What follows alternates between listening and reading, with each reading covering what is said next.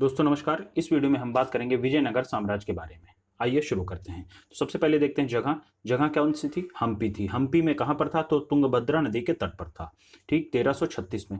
आइए देखते हैं कैसे होता है संगम वंश। इसकी शुरुआत किसके द्वारा होती है? हरिहर और बुक्का ने अपने पिताजी के नाम पर की थी। हरिहर और बुक्का ने अपने पिताजी के नाम पर की थी।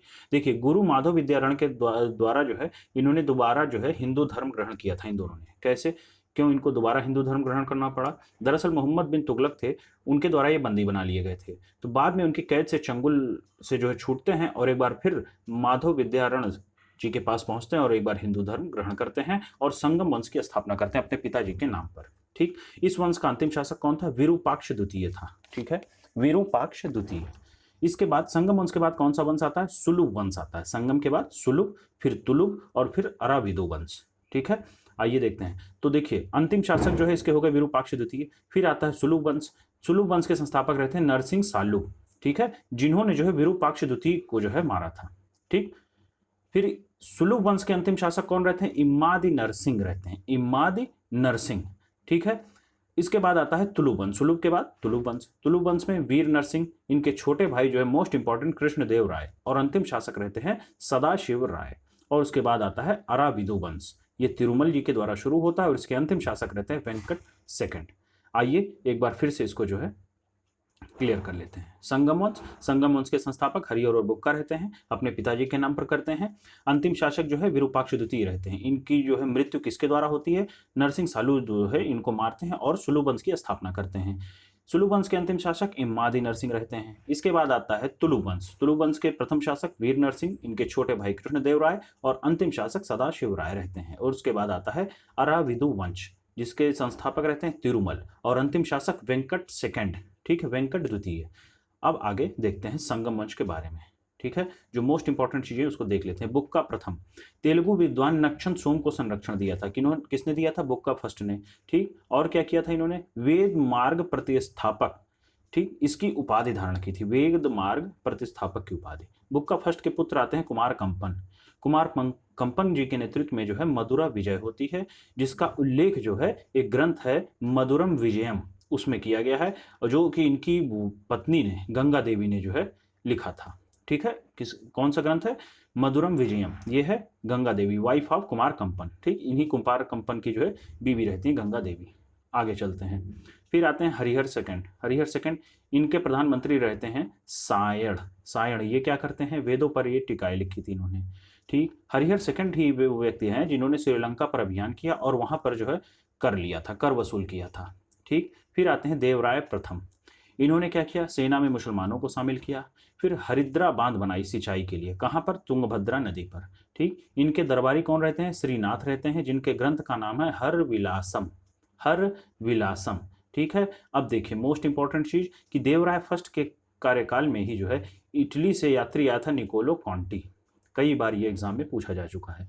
सती प्रथा, नवरात्रि और दीपावली का उल्लेख जो है इसने अपनी पुस्तक में किया है। ठीक, आगे चलते हैं। Devaraya second, most important. इनके बारे में क्या है? ये जो सिंहासन के पास कुरान रखते थे, यानी कि मुस्लिम भावनाओं का सम्मान करने के लिए। ठीक है, इनके काल में जो है ईरानी यात्री आता है अब्दुल रज्जाक। इसने क्या कुछ विवरण भी दिए थे कि विजयनगर में 300 बंदरगाह बताए, राजा का खजाना सोने से भरा है और गुलाब के फूल का महत्व भोजन जितना है। ठीक है, देवराय सेकंड के बारे में इन्होंने ये बात बताई। आगे चलते हैं सुलुभ वंश। सुलुभ वंश में इसमें क्या चीज है? नरसिंह सुलुभ रहते हैं और लास्ट शासक रहते हैं मादी नरसिंह। कोई इंपॉर्टेंट चीज इसमें नहीं है। मोस्ट इंपॉर्टेंट आता है तुलुभ वंश।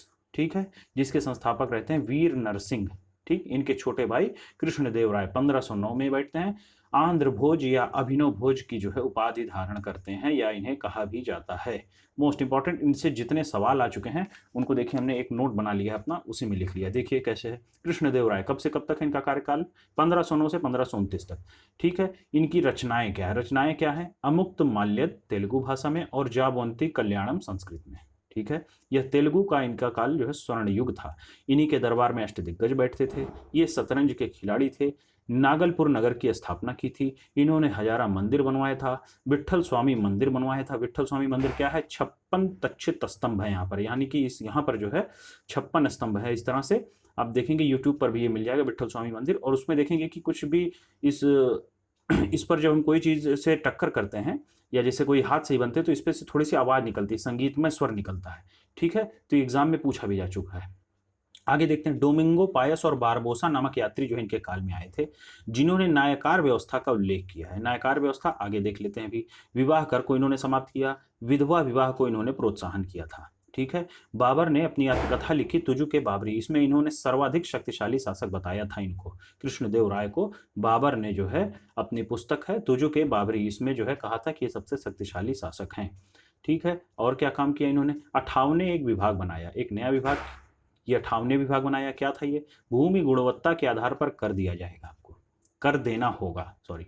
ठीक, जैसी आपकी भूमि की गुणवत्ता उसी आधार पर आपसे कर वसूल किया जाएगा। भूमि को अनेक श्रेणियों में बांट दिया था। ठीक, अगले शासक हैं अच्युतदेव राय, इनका 2 बार राज्याभिषेक हुआ था। इनके काल में पुर्तगाली यात्री था, एक घोड़ा व्यापारी था, मोनीज, ये आया था। ठीक है, इसमें इसने क्या कहा था, विजयनगर की महिलाएं लेखिका हैं, कुश्ती लड़ती हैं और भविष्य वक्ता हैं।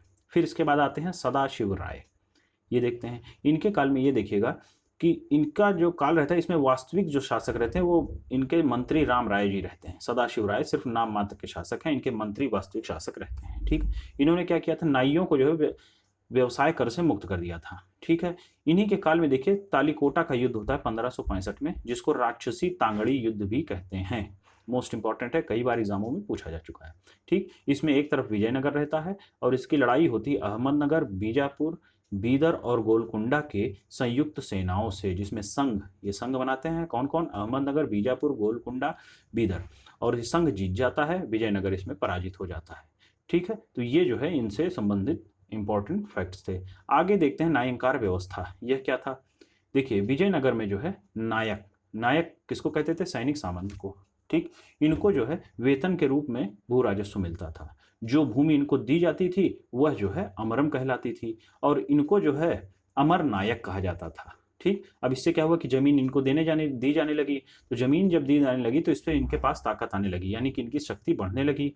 इससे जो है साम्राज्य कमजोर और पतन की ओर। दरअसल इस जमीन को ये जो है अन्य किसानों को दे देते थे। ठीक है, एक तरह से जमींदारी शुरू कर दी इन्होंने, तो इससे क्या हुआ, साम्राज्य जो है कमजोर और पतन की ओर होने लगा। ठीक, यही नायंकार व्यवस्था है। आगे है आयंगर, इसमें क्या था, 12 ग्रामीण अधिकारियों को कहते थे जिनकी नियुक्ति राज्य करता था।